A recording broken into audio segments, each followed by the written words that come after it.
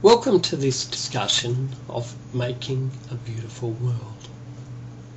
Now, yesterday 30,000 children died of hunger. Today 30,000 people died of hunger. And tomorrow there'll be another 30,000 children mainly dying of hunger.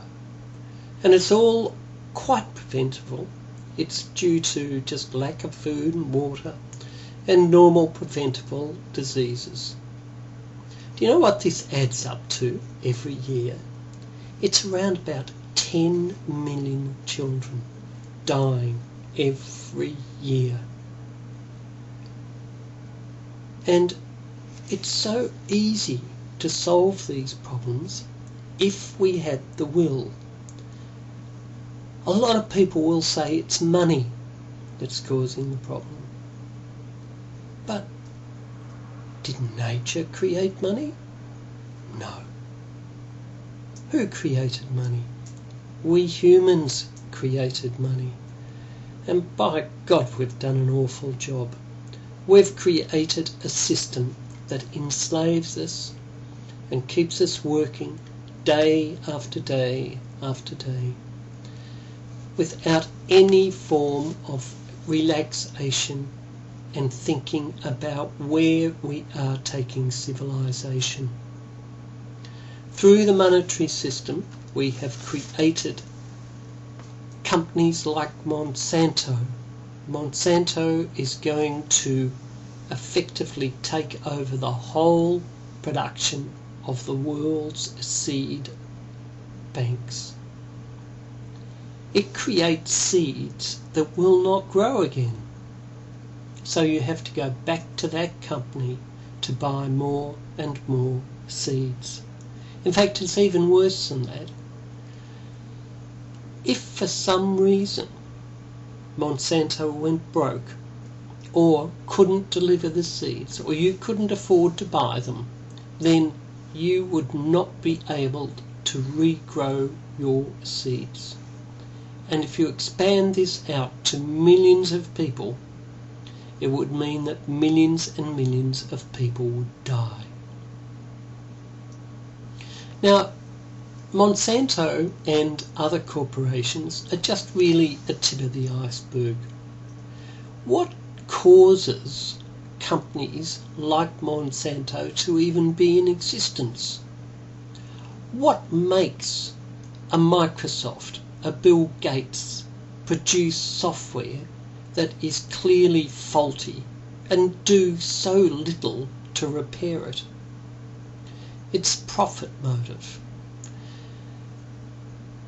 Bill Gates, who is involved in Monsanto and all the other giant corporations are in it for a buck. They have to make money. The shareholders expect that they make money. The laws all say that companies are purely in existence to make profit for the shareholders. What a peculiar idea. What about the people that live in the cities? What about humans? What about sustainability? What about the ecology? Why do we have to spend money to make more and more money? Well, a lot of people would say it's greed, but it's not really greed. It's something that has been instilled mainly in Americans, particularly in Americans, and it's the idea that they have to make money. And why do they do that? Well, it goes back to their belief systems. And they believe that they are either going to heaven or hell, and it has been predestined that they're going to do that. They will either go to heaven because God said they would go to heaven, or they'll go to hell. Now, this goes back to John Calvin in 1535. He brought in this concept of predestination. I don't like it because it simply says that you have no free will. predestination isn't not where I want to go at all. I believe that we do have power to create our lives, and I'll explain this later. We can create our lives the way we want to. However, Calvin says that you're predestined to go to heaven or hell. So what happened was that the Calvinists became the Huguenots, who went over to England and became the Pilgrims and settled America. And they believe that they are predestined to go to heaven or hell. Now, being Americans, well, being anyone really, I guess I'd like to know myself, how would you know if you're in the group going to heaven?